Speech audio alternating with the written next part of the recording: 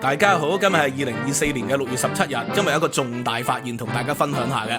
咁啊，話說咧就要首先多謝咧李家超。如果唔係李家超喺立法會裏邊，人哋問佢中醫藥，佢無端咧就答咧就話香港係桃花源，但係唔係桃花源記，咁令到人哋係百思不得其解啊！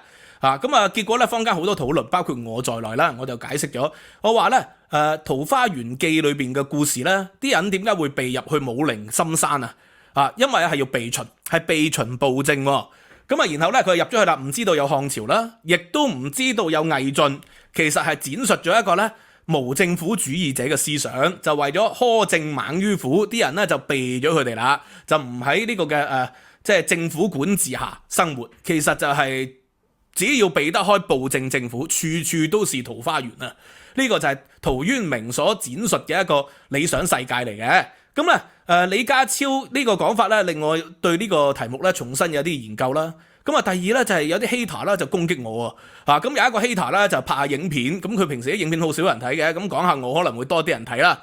咁咧佢就話趙高指鹿為馬，咁佢話我係趙高啦，指鹿為馬喎。個原因係乜嘢咧？佢就話咧《桃花源記》裏邊嘅人啊，係為咗避秦二世嘅戰亂而入去桃花源嘅，唔係我所講係避開呢個嘅秦暴政嘅。咁呢個我本身以為係常識嚟㗎，佢有唔同嘅睇法唔緊要嘅，文學嘅嘢梗係有唔同嘅睇法㗎啦，你互相切磋、互相攻錯啊冇問題嘅。但係咧用啲咁嘅語氣咧，咁我就細心啲了解下呢個題目啦。結果咧我就寫成咗一篇草稿，一個文章，我發覺咗咧係可以解開咗幾百年嚟咧一啲嘅討論嘅爭議喎。竟然咧我認為喺我手上我就解開咗個爭議。咁啊點解咁講咧？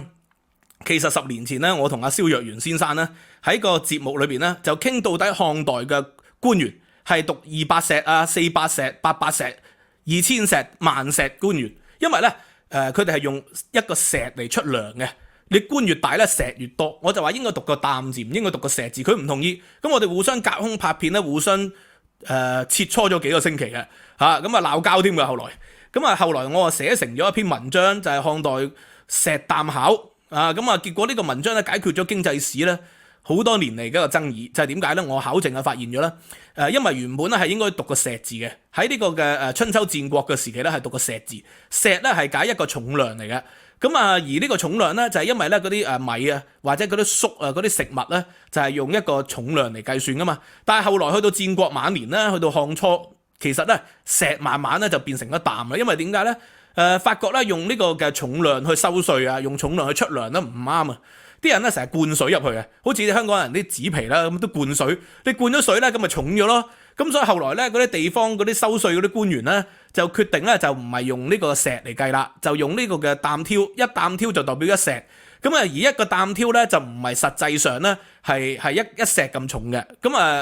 佢因為你查啲人有冇運啲嗰啲沙石入去容易啊嘛，你倒啲出嚟或者插支竹落去檢查得，但係你灌水咧你就難啲喎咁所以結果咧佢就係慢慢喺漢代咧個石字咧就讀成咗擔字，因為咧石同擔個意義就轉變咗咁所以我揾咗大量嘅史料咧，説明咗當時咧民間或者後來啲官員咧都將石為擔，以石為擔啊，所以咧個石字咧啲人咧就變成讀個擔字㗎，讀2000石、萬石咧冇錯。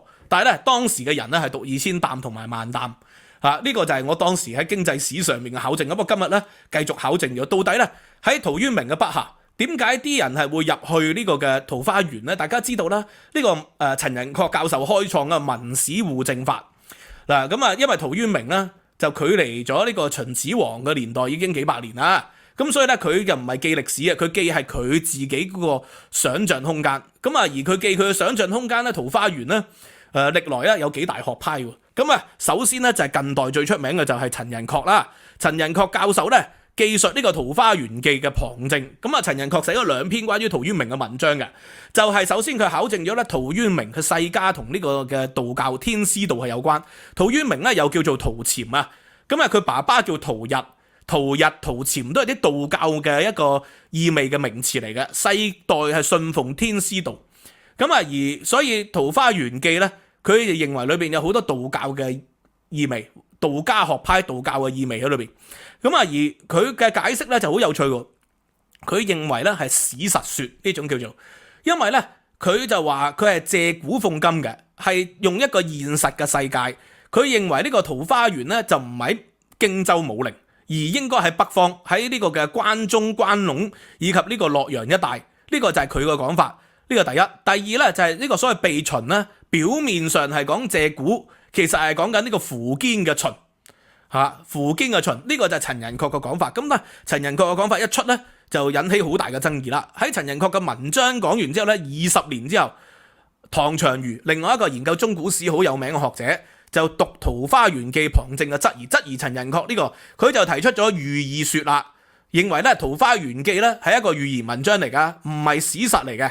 第二，陶淵明咧創作咧，佢認為咧係同呢個嘅客家人嘅祖先，上次我解釋過啦，就係客家人嘅祖先就叫荊楚盲人，其實有關，因為咧嗰啲客家人嘅祖先咧就避世避咗入去咧深山裏邊，避咗入深山裏邊咧就同咧深山裏邊嘅蠻族啦、荊楚盲人啊就結婚。由呢個北方避入去，然後避咗入去嘅時候咧，就喺裏邊咧世代就居住啦。咁所以咧，其實除咗呢個嘅陶淵明嘅《桃花源記》咧，喺當時仲有好多文學咧係寫呢一個中原人啊去逃離北方，入到去呢個荊蠻地方嘅故事喎。所以咧，唐長虞嘅解釋咧就係荊蠻說啦，陳寅恪就係史實說，唐長虞就係荊蠻說。第三啦就係蘇東坡以前嘅，蘇東坡咧寫個和桃花源詩，咁啊蘇東坡嘅筆下咧桃花源咧就唔一定叫桃花源嘅，往往就叫桃源咁又叫桃花詩或者叫桃詩，咁啊所以咧呢個世傳桃源啊事多過實喂，幾百年嚟咧講桃花源咧，實際上係言過其實喎，佢認為唔係講神仙噶佢認為咧考淵明所記啊佢哋話佢哋以前咧嗰啲人咧避先世避秦亂來此喎，佢哋係避秦亂嗰啲人嚟咧，唔係不死人嚟嘅，因為呢幾百年咧嗰啲道教佛教盛行啊嘛，魏晉玄學啊嘛，就傳咧其實嗰啲係不死人嚟嘅，長生不老嘅，係咪就係食過呢個嘅秦始皇啊三百童男童女啊嗰個故事啊，係咪食過啲不死丹，所以變成咗長生不死咧？嗰幾百年係咁啊，所以蘇東坡咧就一錘定音啦，就話唔係。以往咧其實有好多人寫過，蘇東坡之前咧有好多人寫過咧《桃花源記》，其實就係神仙，所以有三大學派啦。第一個學派陳寅恪嘅認為係史實說，就係借史實咧去諷刺呢個嘅秦，呢個秦係苻堅嘅秦。第二個就係寓言說，唐長虞認為呢個寓言故事嚟嘅，就係講避開暴政。第三就係神仙說，蘇軾以前認為係神仙說。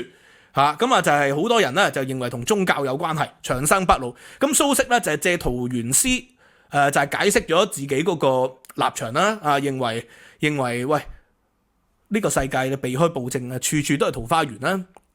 咁蘇軾咧以後咧就有好多唔同嘅講法啦。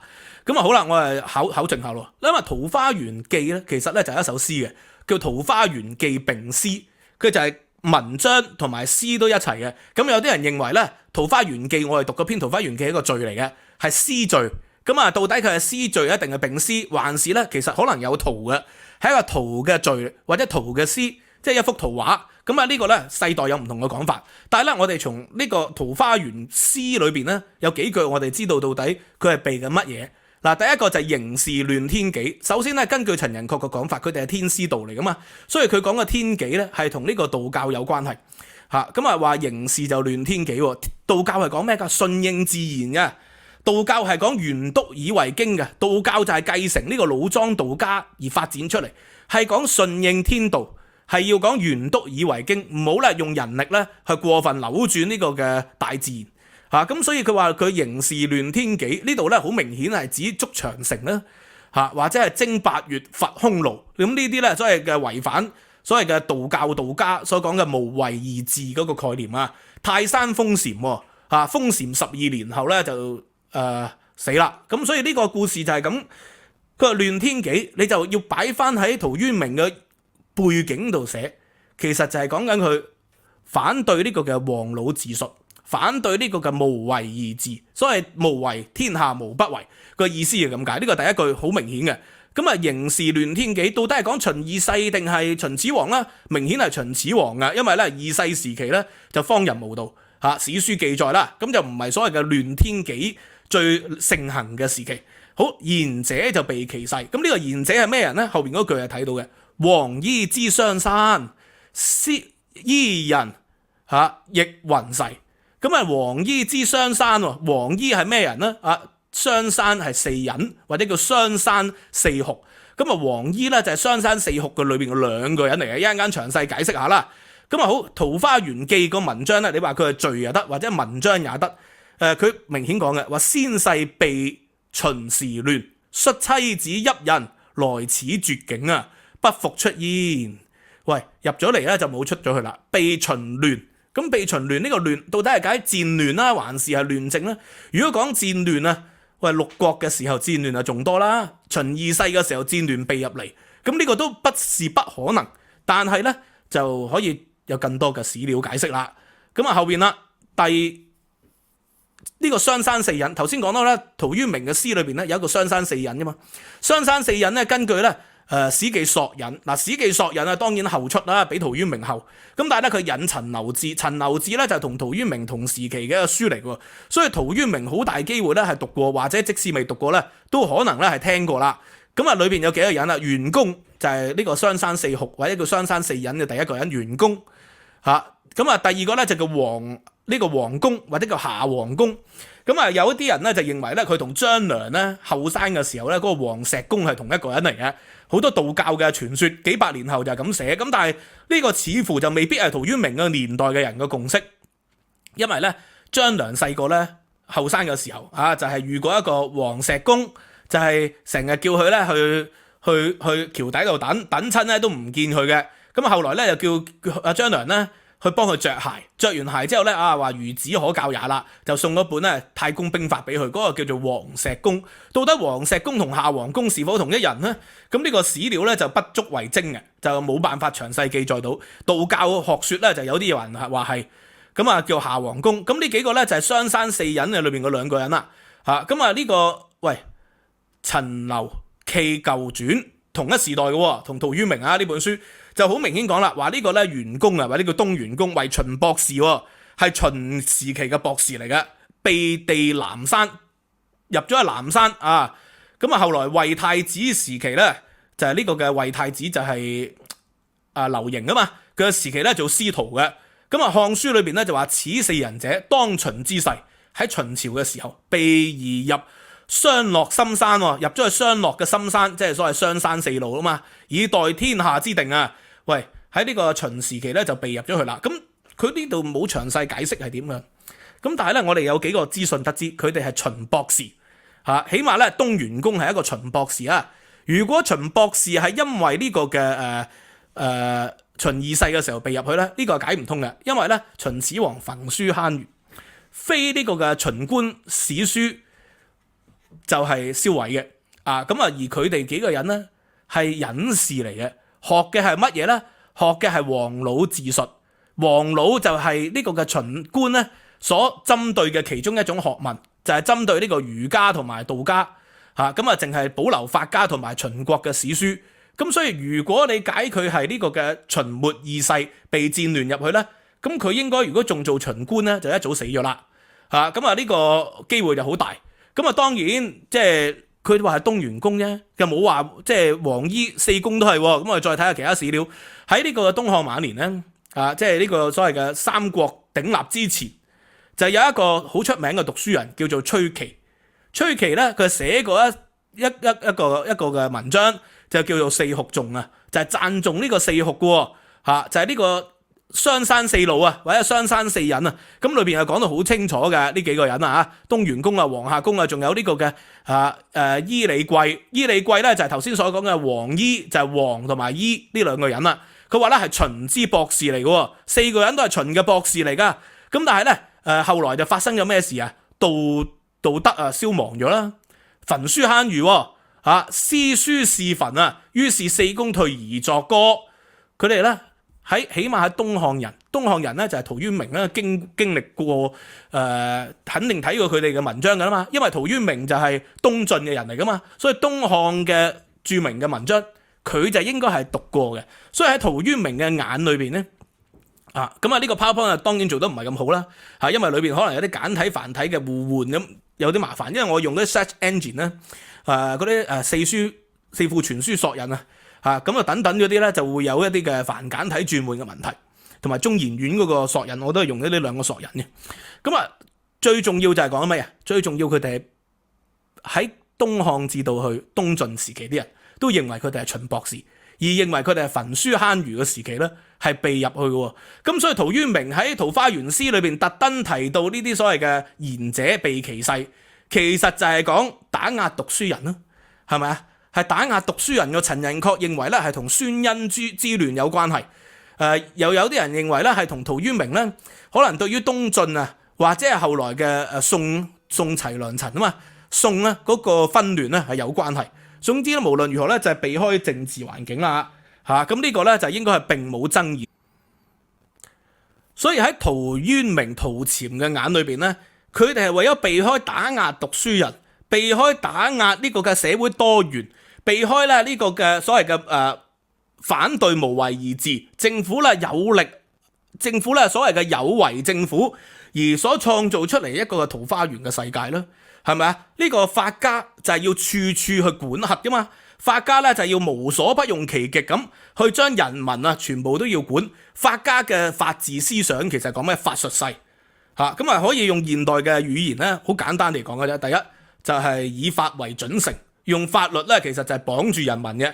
第二就係順之者昌，逆之者亡。佢嘅法律咧唔係管國家嘅，唔係管政權嘅，係愛嚟管人民嘅。你聽話咧就順之者昌啦，唔聽話就逆之者亡。所以一般人如果咧唔被入去桃花源裏邊要點啊？識時務者為俊傑咯你就要聽教聽話咯呢個聽朝廷嘅說話聽皇帝嘅指揮咯黨政軍民學一切咧就以國家為先咯。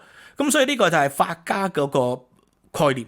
佢一般讀書人有志之士唔想同你硬拼唔想同你好似即係庖丁解牛裏邊嗰啲俗廚俗廚就月斤刀噶嘛，良廚就歲斤刀。一年咧換一把刀已經好好噶啦，大部分廚師一個月換一把刀噶，就夾硬劈落去自己把刀咪斷咯。所以咧道教所描述嘅世界咧就係不如咧，與其同你即係麻木喺度競爭，不如退居山林啦揾自己嘅桃花源去移民避開呢個暴政其實陶淵明所描述嘅理想世界係咁樣講嘅係一個道家無為嘅思想嚟噶，要避開暴政去移民，世外桃源。邊度有世外桃源只要冇呢個暴虐嘅政府，冇事事都要管轄嘅政府，處處都係世外桃源。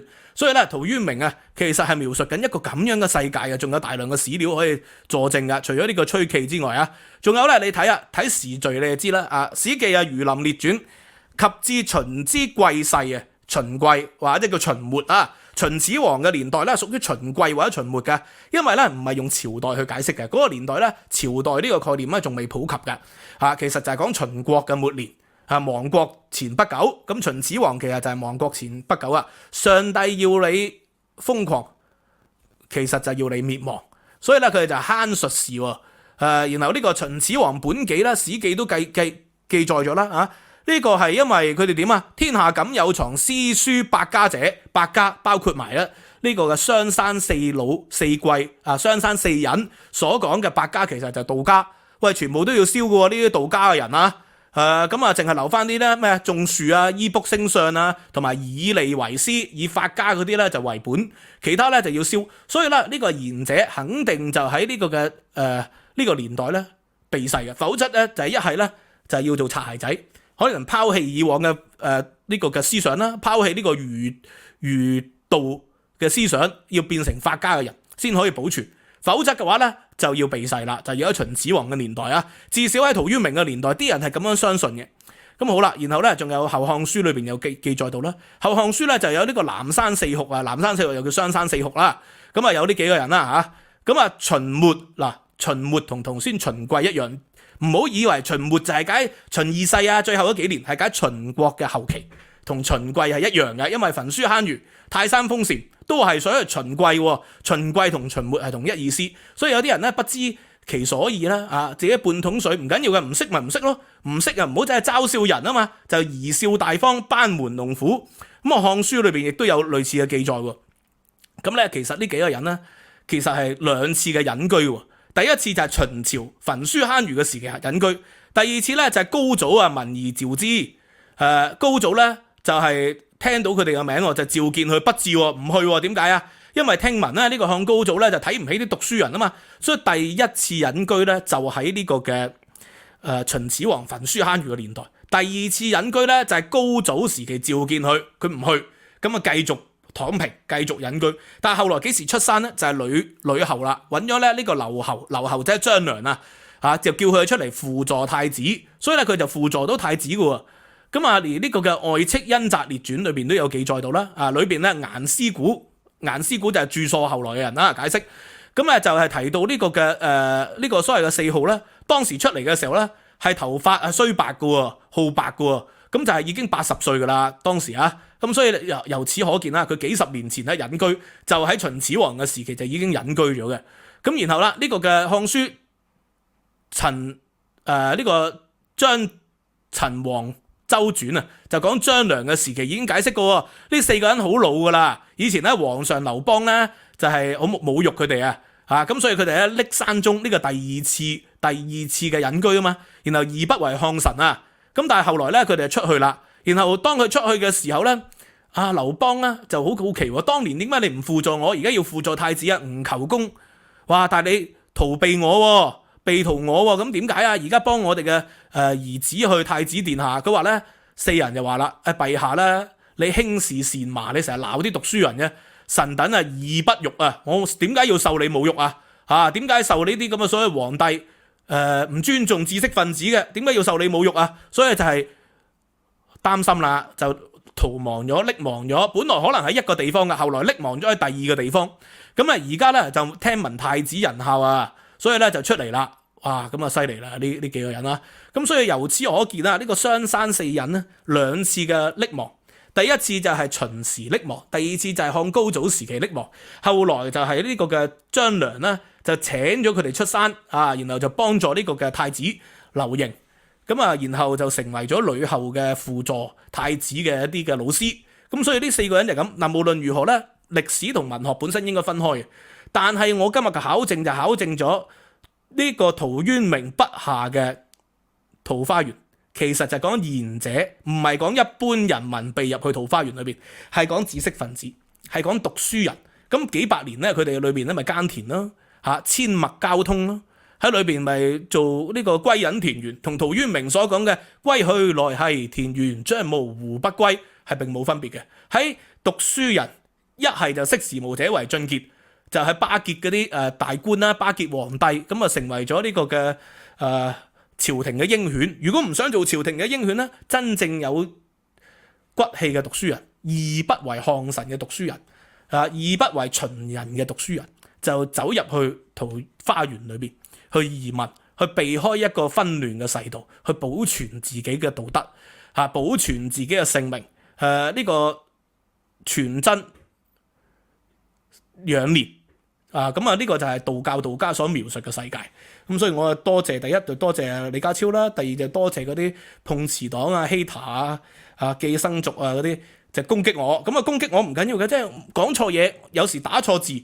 就好閒嘅啫，就修正翻你善意提點咧，我就會多謝嘅。但係嗰啲唔係嘅，長期喺度咧就講話長期觀察我，咁啊如何？